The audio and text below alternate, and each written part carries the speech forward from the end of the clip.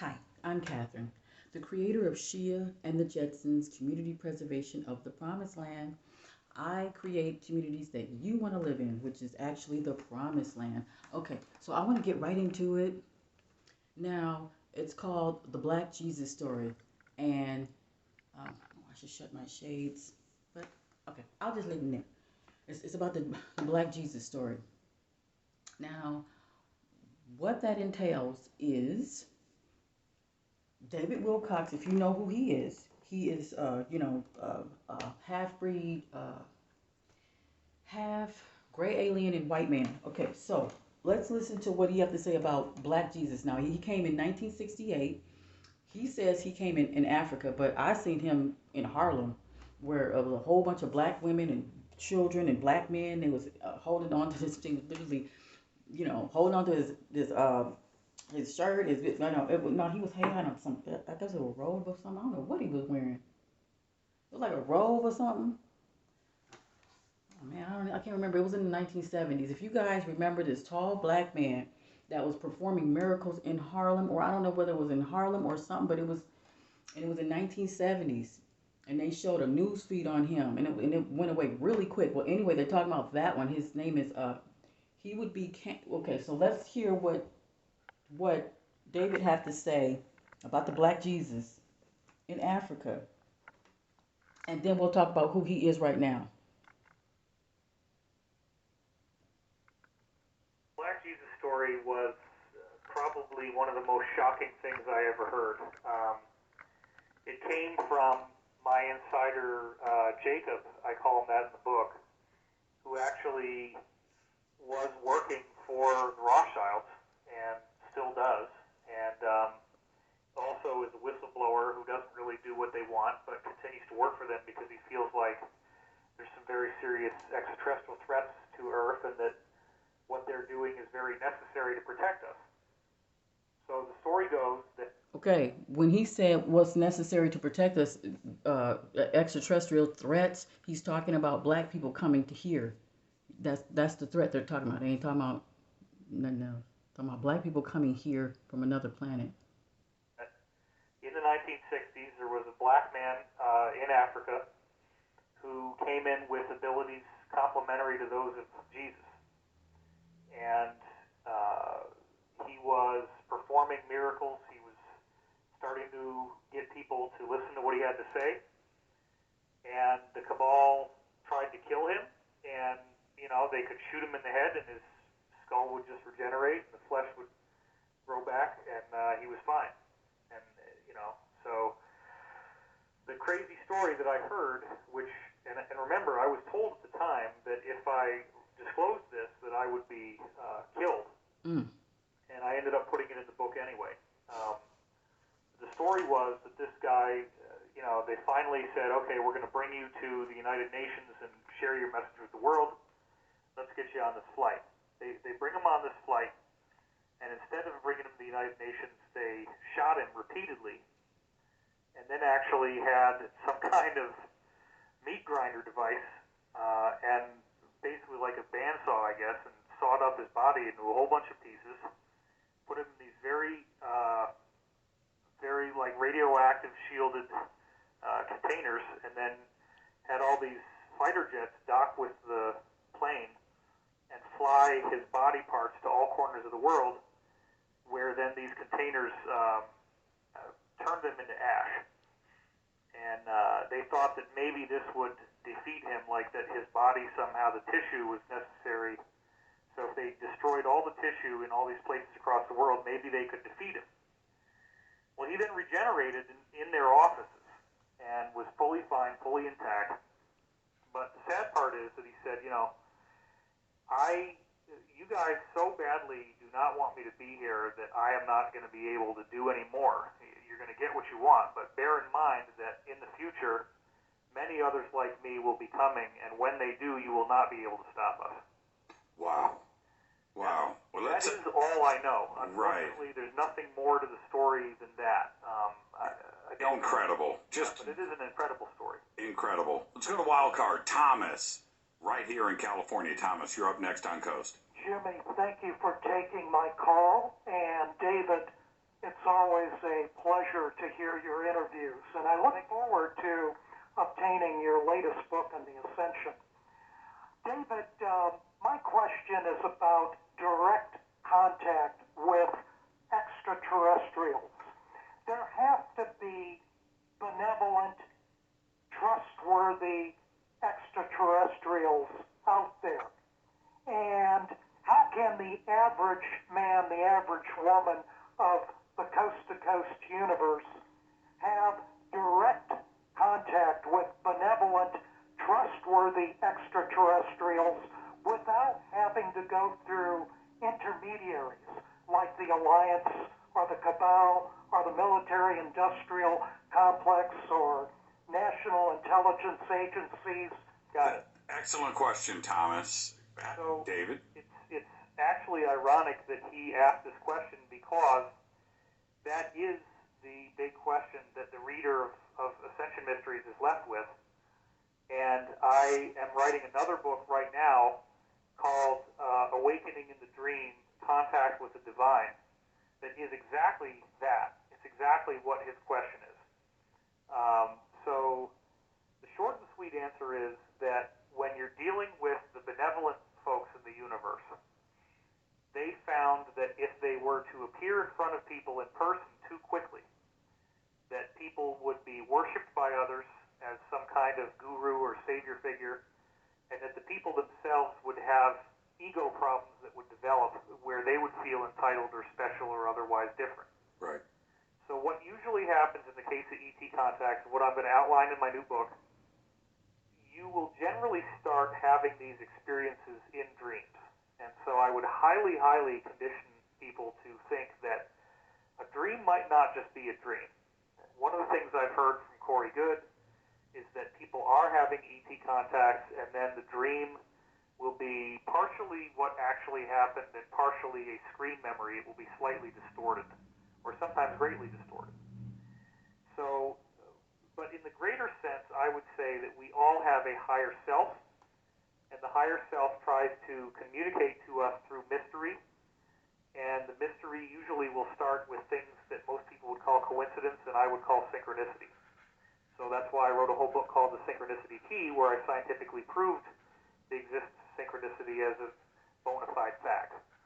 So you'll start to get these things happening that really defy common sense and logic, and that's your clue that invites you into the deeper mysteries.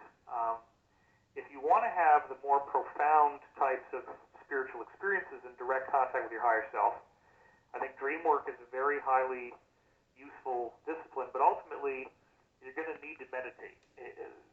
These beings will not be able to reach you, and they do start telepathically. They'll not be able to reach you telepathically if you don't get control over the monkey mind that's always chattering with all kinds of self-defeating and judgmental thoughts about others. And so when you can start to control that thought and get yourself into a nice, clear, coherent consciousness, that's where the criteria for contact will begin. And as we move forward through the changes that I'm now describing, people are going to start to have very dramatic experiences of contact that will appear to be like ghosts or entities in the room. And when that happens, we know that when that starts happening on a mass level, we know that we're very close to this solar event that I've talked about in the Ascension Mysteries book. That is a very, very interesting subject where the sun apparently is going to give off a big flash of energy, and after it does, what it means to be human will have fundamentally changed in a very dramatic way, almost instantaneously. Yeah, we had a solar event and a flyby of a meteor yesterday. Both That in is the true. yeah, That pretty interesting. Let's go to wild card. Joe, way out east in the Bronx, New York. Joe, you're up next. Hey, Jimmy, how's it going? It's going good, Joe. Say hi to David. Hey, David. How are you, David? I'm doing good, buddy. How are you? I'm doing okay, thank you. Yeah, I wanted to ask you, now, concerning the reptilians, is it their quest or their mission to try to gain control of major powers like the U.S. and Russia? Yep. I mean, do you want me to enunciate further on that, or do you have Yes, more please. question? Okay. All right. So, what are the reptilians? There's been a lot of confusion around this. The reptilians are basically racists, and it's a group of beings that went around galaxy. He said that they were racists. Real racists that hates black people. Reptilians hate black people. Seeing all these different human populations, and they found that there were certain. So basically, just as a starter point here, the biosphere that we see on Earth, the biome that we have, meaning plants, insects, marine life, animal life, birds, etc., mammals, this is very, very common on any inhabited Earth-like planet, and most of the Earth-like planets are inhabited. Life is very, very prolific. NASA has already publicly stated there's 40 billion with a B, 40 billion watery Earth-like planets just in our galaxy. That is official. It's in the Ascension Mysteries book. So, there are human populations on these planets, and this is because evolution ultimately is written into the laws of quantum physics. We're used to thinking of quantum physics as this very abstract stuff that only mathematicians can understand, when in fact it is actually a biological matrix that makes DNA and proteins and cells and life. So the types of organisms that we see in the animal kingdom here on Earth, there's all different ways that one of those types can become a human-looking being. And it depends on the climate and the conditions of that planet, and to some degree the actual consciousness of the planet and the sun, as to which of these types of beings become sentient. So you could and do have planets that are entirely oceanic, where they don't have any continental mass above the surface of the oceans. And then you're going to have an aquatic species, and it could be any of a variety of types like we see in our oceans, that become humanoid and sentient. And they will have, limbs and heads with eyes, nose, mouth, ears, just like we have, or more or less similar. Then on planets where they do have land, you might have bird-like beings. You might have beings that look like they're kind of cat-like human or a dog-like human. And in some cases, you do have reptilians. It's not very common. So the reptilians, for whatever reason, maybe because of the heritage of the reptilian brain, they have tended to be more aggressive species. And so a very dominant, very intelligent, very reptilian group has found other natural reptilian stocks in our galaxy. They invaded these planets.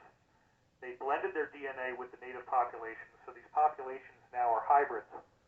And they formed this confederation. They have been making war on non-reptilian species all over the galaxy, and they've been largely defeated and got beaten back into our little corner here. So they have an outpost in the constellation Orion, and they have an outpost here in our solar system, and those are their two main centers of operation. Okay, hold on. Has found other natural reptilian stocks in our galaxy. They invaded these planets, things that look like they're kind of cat-like human or a dog. Okay, we have to go back to that part where he was talking about the reptilians. Did you hear what he said when he said that the reptilians, they invaded planets and they basically turned black coons into reptilians with slits in their eyes, and they go from planet to planet and they conquer indigenous conscious black people. Because if you see he just said it, if you can understand that he just said that they turn into cops, military, Freemasons, banksters, they become reptilians. When the reptilians get a hold of a planet, they'll go straight to the indigenous race, whatever it is. If it's an indigenous race, if it's a blue, green race, white race, they're gonna. But our universe is nothing but black people. Other planets is Lyra is black, Mars is black, and the reptilians destroyed Mars. They destroyed Mars before they destroyed Jupiter, because Jupiter is where the Mexicans and the Chinese is from. That's a thieving planet, is Jupiter. That's where you get the Guardians of the Galaxies. Quill is a thief. Him and his stepfather are thieves, and they come from Jupiter. Well, anyway, that's where all the Chinese and Mexican people come from, Jupiter. And Jupiter cannot look at planet Saturn because planet Saturn is where Cain is at. Okay, the Black Jesus that we were talking about. This is now you have to look at the Marvel comics. Um, and okay, the news is the lie. The Marvel Loki, Mar shit, Thor, all of them is real. Uh, Doctor Strange, Spider Man, Batman, they're all the senators in the bad government. They're the evil ones. They're called Avengers is really called the invaders. They invade planets. These are reptilians. So all of the superheroes that you think are good, those are reptilians, except for Superman and Hulk. Those are just Superman. You're not in it. That's a black man. But anyway, here's Kang. This is the one that they talking about that came in 1968. This is the TV series Loki. Now, in the TV series Loki, it's on the Disney Channel. Kang is the one. Okay, so now did you see where he said the Black Jesus? The Black Jesus came in 1968. That's when the comic books came. Now, the comic books came because of this Black Jesus. The comic books came because all of that came because of this man that came, because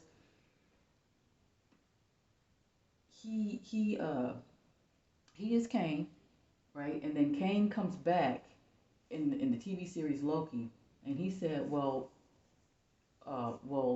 and that's how X-Men came about, because they shot him in the face, and his face, they tore his face up, and it came right back together right in front of their face. Then they chopped his body up into little pieces, and then put it in four corners of the earth, and then they ended up being at the office, and he was right there eating an apple and shit. So here you'll see Kang doing the same shit. Now we'll look at that over here, because we'll show the whole thing over here, where you'll see who Kang is.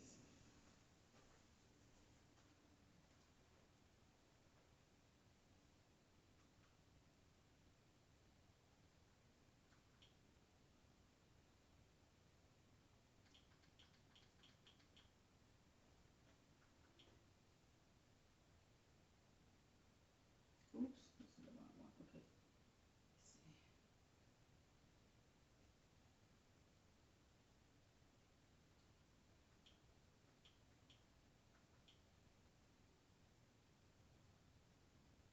Okay. So now Kang is okay. Now I'm closing it. Now Kang is the black man that was in Harlem. He's tall, and there was black women, men and women, children that was hanging onto this man's coat, just back of his shirt and all that, because they knew who he was, and they followed him all the way to the park, so they can show the signs and wonders. When they did that, they showed signs and wonders and stuff. I don't know if it was in Harlem.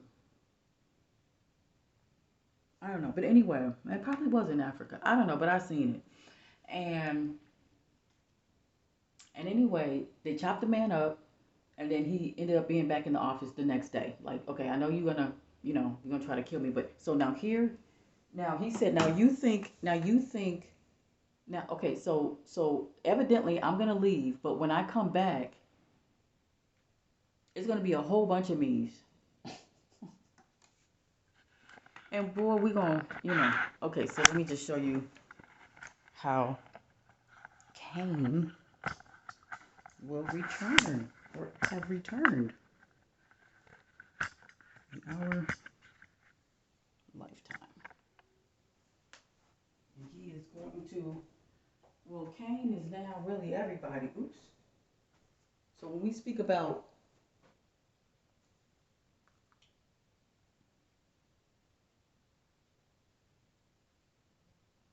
Kang, let me see. Okay. So let's start from the beginning. So you can see who Kang is. That's Kang. Okay, let's start from the beginning on that. Let's just watch it.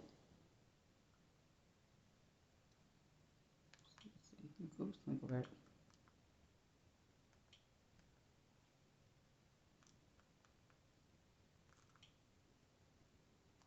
Let me get right at that part where he's at the elevator. Darn it. Oh, okay, we're probably at the.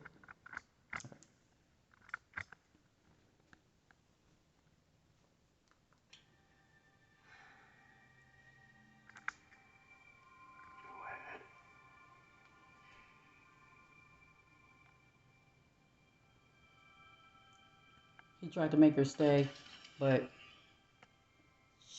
white people don't have no more power, and where are you gonna go? In search of free will. yeah. I understand your moral objections to what the TVA does. And my methods are deceptive. But the mission never was. Without the me, without the TVA,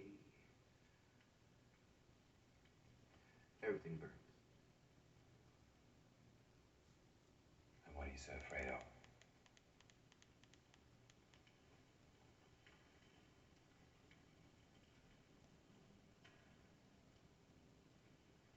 Me. And just who are you? I've been dubbed many names by many people. A ruler, a conqueror, he who remains, a jerk. But it's not as simple as a name.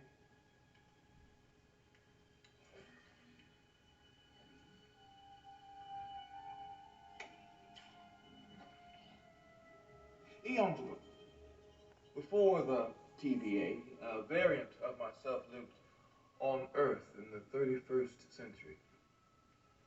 He was a scientist, and he discovered that there were universes stacked on top of his own. At the same time, other versions of us were learning the same thing. Naturally, they made contact, and for a while, there was peace. Narcissistic, self-congratulatory peace. I love your shoes. I love your hair. Oh, man. Nice nose. Thanks, man. Etc. They shared technology, knowledge, using the best of their universes to improve the others. However, not every version of me was so pure of heart. Some of us, new worlds meant only one thing: new lands to be conquered. The peace between realities erupted into all-out war, each variant fighting to preserve their universe and annihilate the others. This is almost the end, ladies and gentlemen. He said this is almost the end, ladies and gentlemen. And see, when he said that it turned out into all-out war, but what would make it all-out war? It would be the reptilians that create the other race to go against the other race, so they would be procreate. You know what I'm saying? Let's make man in our own image. That's all that shit right there.